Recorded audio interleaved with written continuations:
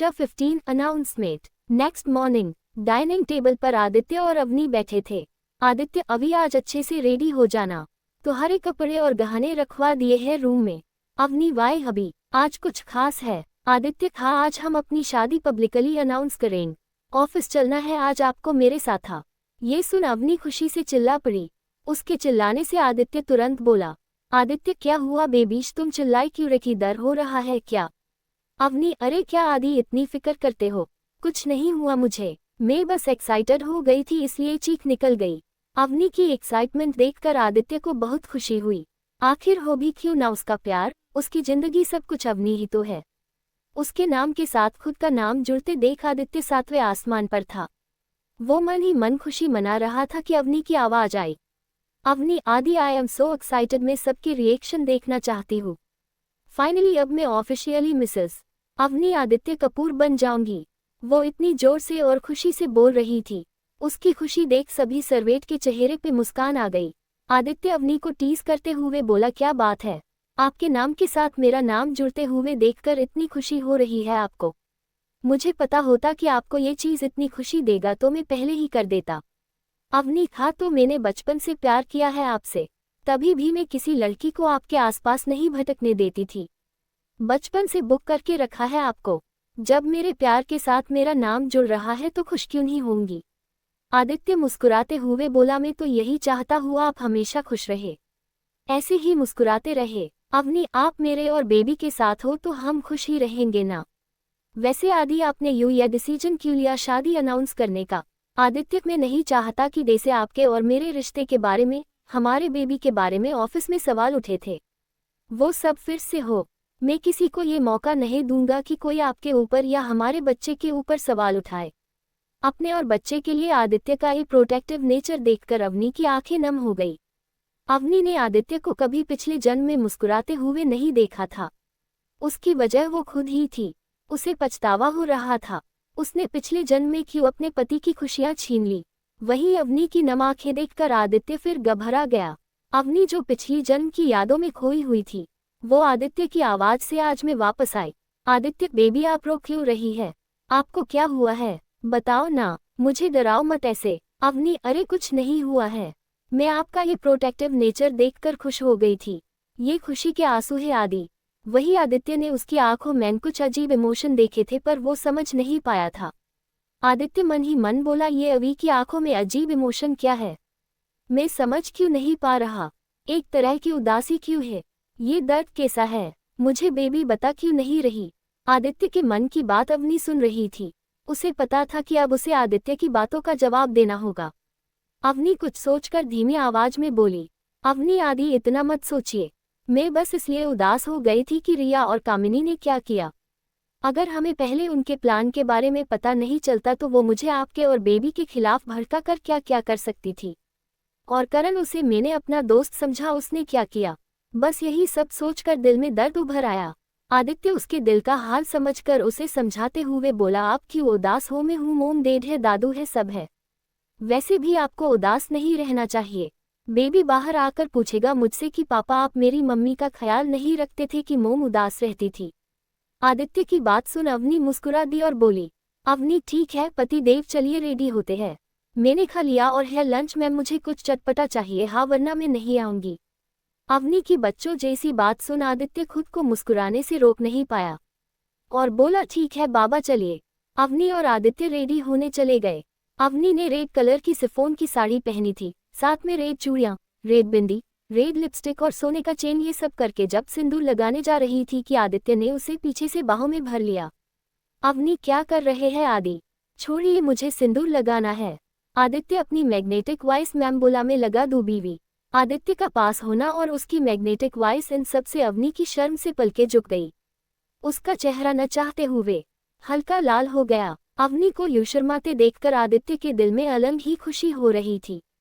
उसने तुरंत सिंदूर उठाया और अवनी की मांग में भर दिया। यह एहसास होते ही अवनी की आंखें बंद हो गई। थोड़ा सिंदूर अवनी की नाक पे गिर गया। आदित्य वो मिटाने जा ही रहा था कि अवनी ने उसका हाथ पकड़ लिया। आदित्य उसे देखने लगा। अवनी, आदि इसे नहीं मिटाते, नाक पे सिंदूर गिरना शुभ होता है, पति के प्यार की निशानी होती है। अवनी के ये शब्द आदित्य के दिल में सुकून दे रहे थे। दोनों ऐसे ही प्यारी बातें करते हुए ऑफिस पहुंचे। वही ऑफिस में कॉन्फ्रेंस रूम में अलग ही माहौल था।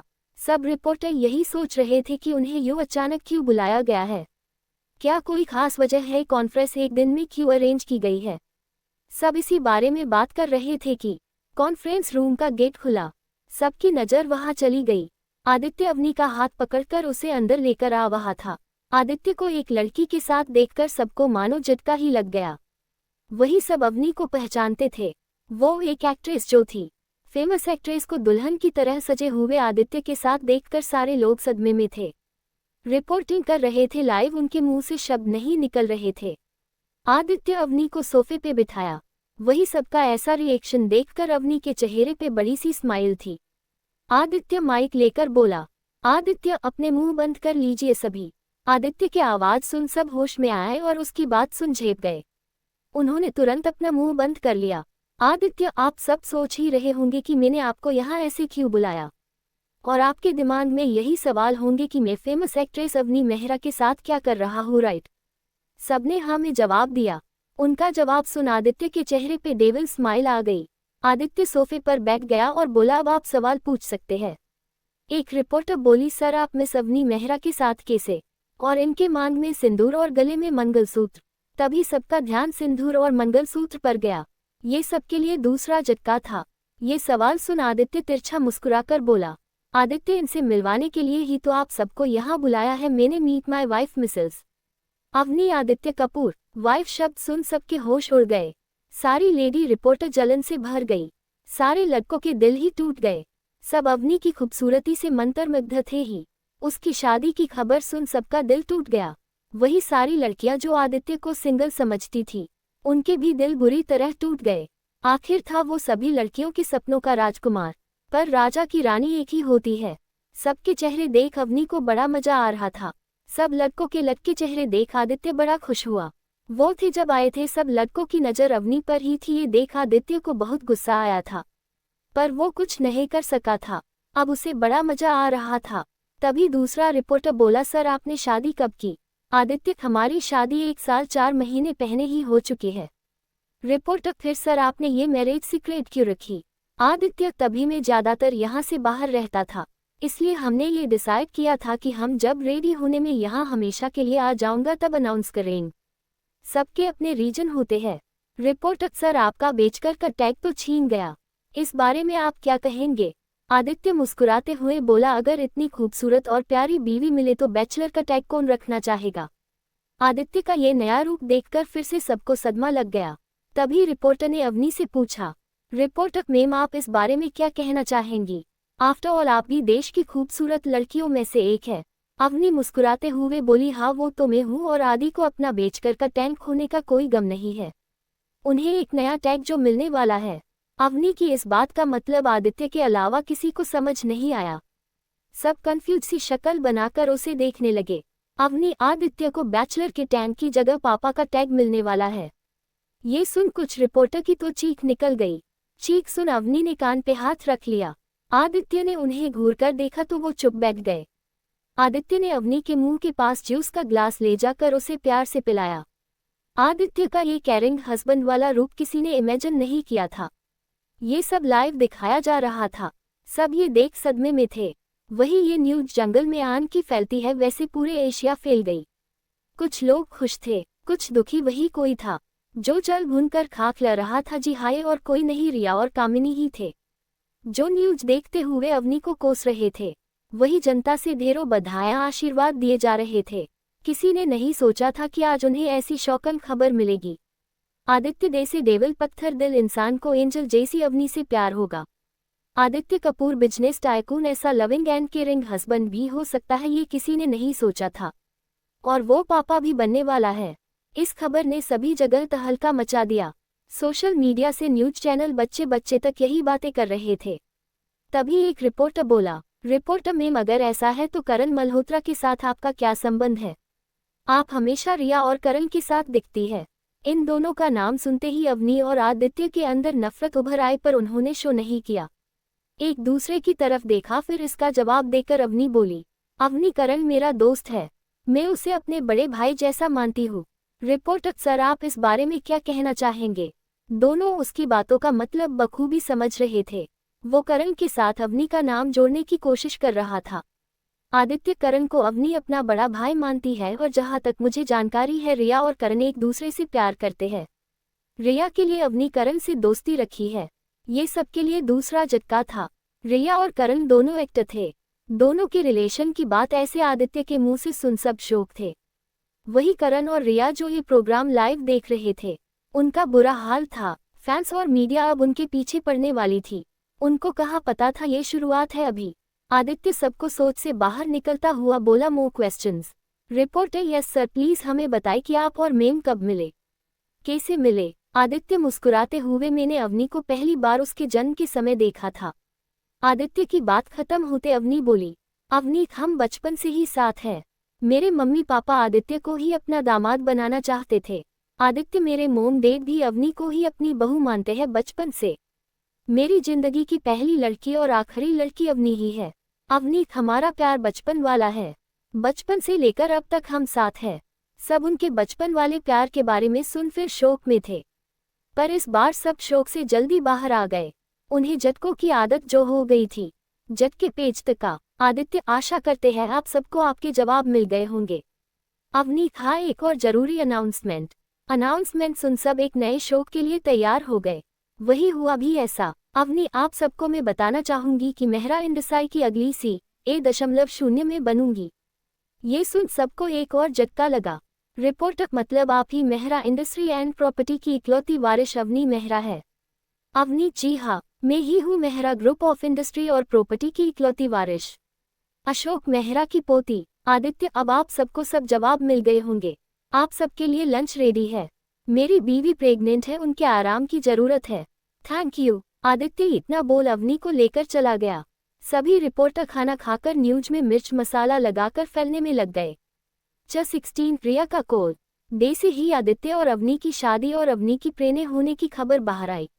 न्यूज की कुछ ऐसी हेडलाइंस थी, business tycoon and most eligible bachelor M Aditya Kapoor ने की शादी। आदित्य कपूर और फेमस एक्ट्रेस अवनी मेहरा ने की 1 साल 4 महीनों पहले सीक्रेट शादी। हाल की मिस्टर और मिसेस कपूर ने बताया कि मिसेस कपूर है 4 मंथ प्रेग्नेंट।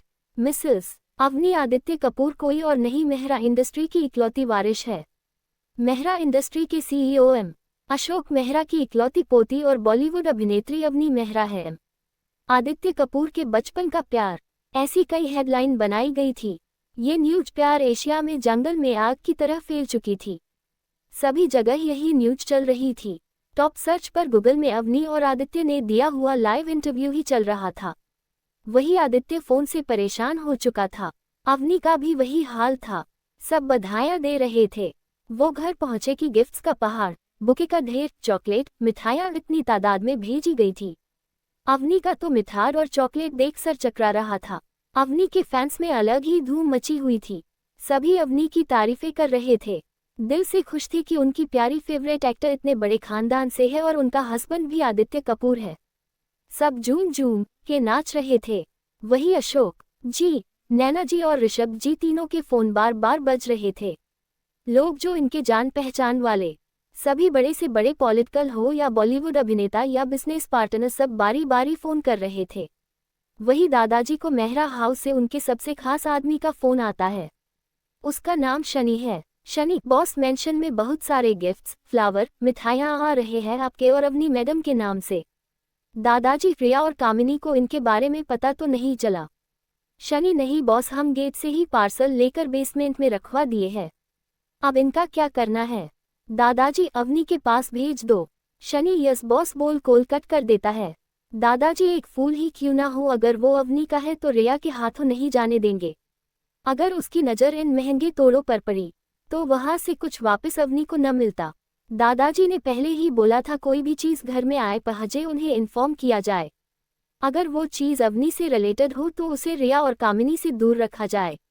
वही ओल्ड कपूर मेंशन में भी विला के जैसा हाल था। गिफ्ट्स, फ्लावर, मिठाइयां, कार्ड्स, बहुत कुछ। नैनाजी का सर चकरा रहा था। वही कोई था जो अवनी की तारीफ और उसकी वाहवाही सुन जल भुन रहा था। जी हाँ, ये और कोई नहीं, रिया ही है। वही करण आदित्य को अवनी के इतने क्लोज देखकर उसके तन बदन में आग लग जाती है। रिया की सब्र का बांध टूट जाता है। वो सभी चीजें तोड़ने फोड़ने लगती है। तोड़ फोड़ सुन उसकी माँ कामिनी कमरे में आती है। देसे तेसे कर रिया को शांत करती है, फिर चली जाती है। रिया शांत होकर अवनी को कॉल करती है। वही रिया का कॉल देखकर अवनी के अच्छे खासे मुड़ की बैंड बज जाती है। उसके चेहरे के एक्सप्रेशन बिगड़ जाते हैं। ये चीज आदित्य भी नोटिस करता है और पूछता है क्या हुआ, दो इतनी फ्रस्ट्रेट क्यों हो रही हो, किसका कॉल है? अवनी अपने आंखों को घुमाते हुए बोली, हमारी जानी दुश्मन का। आदित्य समझ जाता है और बोलता है ओके उठाओ बात करो, तब तक मैं स्टडी रूम में जाकर देखता हूँ वो क्या नई प्लॉटिंग करने वाली है, जल्दी आना। अवनी सिर हाँ में हिला देती है। अवनी ही थी जिसने मेहरा हाउस में सीक्रेट कैमरा और वॉइस रिकॉर्डर लगाया है ताकि वो अपने बच्चे को, पति को, परिवार को प्रोटेक्ट कर सके। वो ये सब सोच ही रही थी कि फिर से फोन बजा। इस बार अवनी फोन उठाती है तो सामने से तुरंत आवाज आती है, रिया कहाँ हो दी, आप फोन क्यों नहीं उठा रहे थे, मुझे आपकी इतनी फिक्र हो रही थी। रिया की चाशनी में धुली हुई आवाज सुन अवनी मन ही मन बोली, तुझे मेरी कितनी फिक्र है ये मैं अच्छे से जानती हूँ, चुड़ैल कहीं की। सामने से अवनी को बोलता न देखकर रिया फिर बोली, दी सुन रहे हो आप? अवनी खां में बस गिफ्ट्स और बाकी सब देख रही थी और कुछ नहीं। तुम बताओ क्या काम था? अवनी के सीधे पूछने पर रिया चौंक जाती है। पहले उसका हाल चाल पूछती थी अवनी, पर अभी वैसा कुछ नहीं था। उसे शक हो रहा था कि उसके और करण के प्लान के बारे में अवनी को पता तो नहीं चल गया। फिर उसने इन बातों को नकार दिया। वही उसके मन में चल रहे ख्याल अवनी साफ सुन सकती थी। फिर रिया धीमी उदास आवाज में बोलती है, रिया दी क्या मैं आपको बिना काम के फोन नहीं कर सकती? आप ऐसे क्यों बोल रही है?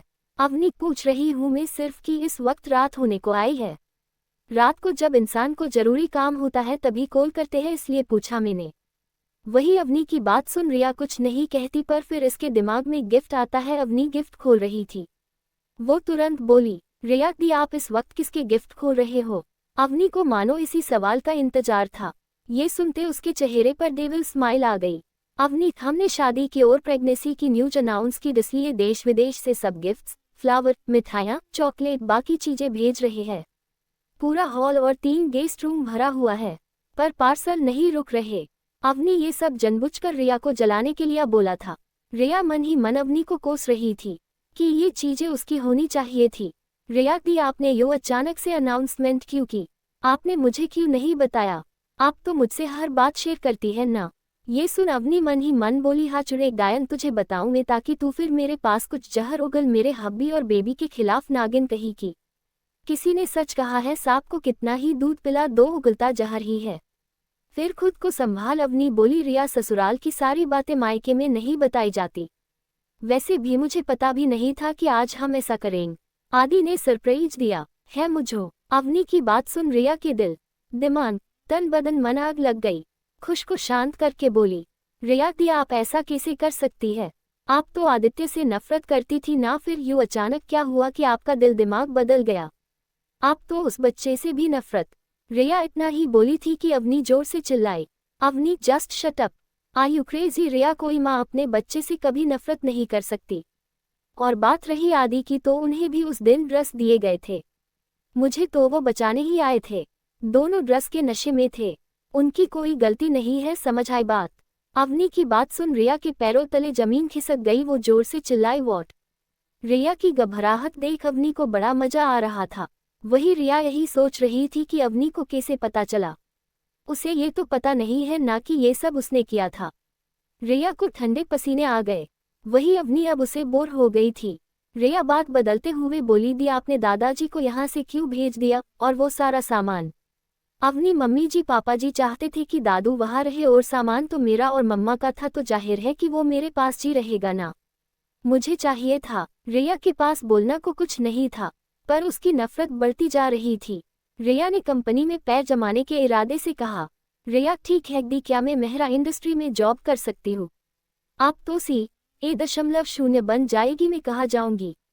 ये सुन अवनी डेविल स्माइल के साथ बोली, रिया तुम्हें बिजनेस का भी नहीं आता। तुम एक्ट्रेस हो और जॉब करोगी। हाँ मेरे जितनी बड़ी नहीं हो, पर हो तो एक्ट्रेस, कुछ अपने इमेज की फिक्र करो। अवनी के जवाब ने रिया का मुंह बंद कर दिया। उसे बेइज्जती महसूस हुई। अवनी ने आज तक उससे ऐसे बात नहीं की थी। उसकी हर ख्वाहिश पूरी की थी, पर आज उसने सीधा मना किया बेइज्जती के साथ। ये रिया को अजीब लगा। अवनी ओके, रात बहुत हो गई है, सो जाओ अब, गुड नाइट। इतना बोल रिया का जवाब सुने बिना कॉल कट कर देती है और स्टडी रूम में पहुंचती है जहां रिया के रूम का लाइव टेलीकास्ट चल रहा था। रिया गुस्से से फोन फेंक कर बोली, अवनी की बच्ची बहुत ज्यादा बढ़ रही है न तू। तुझे बहुत घमंड है ना माँ बनने का, देख तू अब तेरे ही घर में तेरी केयर करने के बहाने आकर तेरे बच्चे को चुराकर उसे तड़पा तड़पा कर ना मारूं तो मैं भी रिया नहीं। वो ये सब किसी साइको की तरह बोल रही थी। उसकी बात सुन आदित्य के तन बदन में आग लग गई। गुस्से से उसके माथे की नसें उभर आई। वही अवनी की आंखों में आंसू आ गईं। उसे वो सीन याद आ गया जब रिया आदित्य और रुद्र को पिछले जन्म में मार रही थी। आदित्य ने अवनी के आंखों में आंसू देख उसे गले लगाया, तब जाकर वो होश में आई। रुवासी आवाज में बोली, आदि आप हमारे बच्चे को कुछ नहीं होने देना। रिया को यहाँ मत आने देना प्लीज, आप कुछ भी हो जाए। आपने देखा कैसे बोल रही थी कि हमारे बच्चे को तड़पाकर मारेगी जिसका अभी जन्म नहीं हुआ। अवनी की बात सुन आदित्य की आंखों में भी नमी आ जाती है। पत्थर दिल जिसे लोग देवल समझते हैं, उस आदित्य कपूर की आंखों में नमी थी। किस लिए? अपने बच्चे के लिए। अगर अवनी को सच पता नहीं चलता और वो रिया के जाल में फंस जाती तो आदित्य कभी सच नहीं जान पाता और उसकी बीवी बच्चे के साथ ये साइको रिया क्या करती, ये सोच उसकी रूह कांप गई और उसकी आंखें भी नम हो गई। आदित्य, आप क्यों रो रही है? देखो बेबी सेफ है। बीवी, अगर तुम ऐसे रोती रही तो बेबी को भी बुरा लगेगा, चुप हो जाओ चलो। मैं हूं ना, किसकी इतनी हिम्मत मेरे बीवी बच्चे को हाथ लगाए। अवनी, आदि हम कुछ दिन बाद मोम डैड के साथ दिल्ली तक रह सकते हैं क्या? मोम डैड दादू सब वहां होंगी तो अच्छा होगा ना। आदित्य को भी उसकी बात सही लगी। वो भी ऑफिस जाता है। अवनी को अकेला छोड़ना सही नहीं था। उसके दुश्मनों को कमी नहीं थी, इसलिए आदित्य राजी हो गया। आदित्य, हाँ हम वहां चलेंगे। अवनी, और हॉस्पिटल भी नहीं जाएं। डॉक्टर घर आएंगे। आप मीडिया में ये बोल देना कि मैं डिलीवरी के लिए आउट ऑफ इंडिया हूँ। आदित्य उसकी बात सुन रहा था। उसको अवनी में एक प्रोटेक्टिव और पॉजिटिव मदर दिखी, जो दुनिया की बुरी नजरों से, सारे दुखों से अपने बच्चे को अपने पल्लू में दुनिया छुपाकर सेफ रख सके। आदित्य को अवनी की ममता देख अपने बच्चे के लिए खुशी हो रही थी कि उसके पास इतनी प्यारी और स्ट्रॉन्ग मां है। उसने मन ही मन कसम खाए अपने बच्चे और बीवी को किसी भी कीमत पर सेफ रखेगा। आदित्य सोच से बाहर तब आया जब अवनी की आवाज आ। वैसे अवनी को आदित्य की सारी मन की बात सुनाई दे जाती है। वो खुश थी आदित्य का भरोसा जीतकर। अवनी, आदि करोगे ना आप ऐसा? बोलो ना आदित्य। हाँ बच्चा, आप जैसा बोलो वैसा होगा। अभी आप चलो फ्रेश हो जाओ, खाना खाकर सो जाओ, आप थक गए होंगे। अवनी, हाँ आदि, नॉर्मली इतनी ज्यादा थकान नहीं होती पर प्रेगनेंसी की वजह से ज्यादा थक जाती हूँ। आदित्य, जानता हूँ, आप फ्रेश हो जाओ चलो। दोनों फ्रेश होकर बातें करते हुए डिनर करके सो जाते हैं। वही रिया अपने प्लान बनाने में लगी थी, इस बात से अनजान कि उनकी सारी हरकतें बातें अवनी आदित्य को पहले से पता है और 24 घंटे उस पे नजर रखते हैं। आज के लिए इतना ही। Thank you guys. यार आप लोग कमेंट में बताओ आपको कैसा पार्ट चाहिए, सजेस्ट करना। आप लोग में ऐसा ही पार्ट लिखने की कोशिश करूंगा। अच्छा लगा हो तो लाइक एंड सब्सक्राइब करें।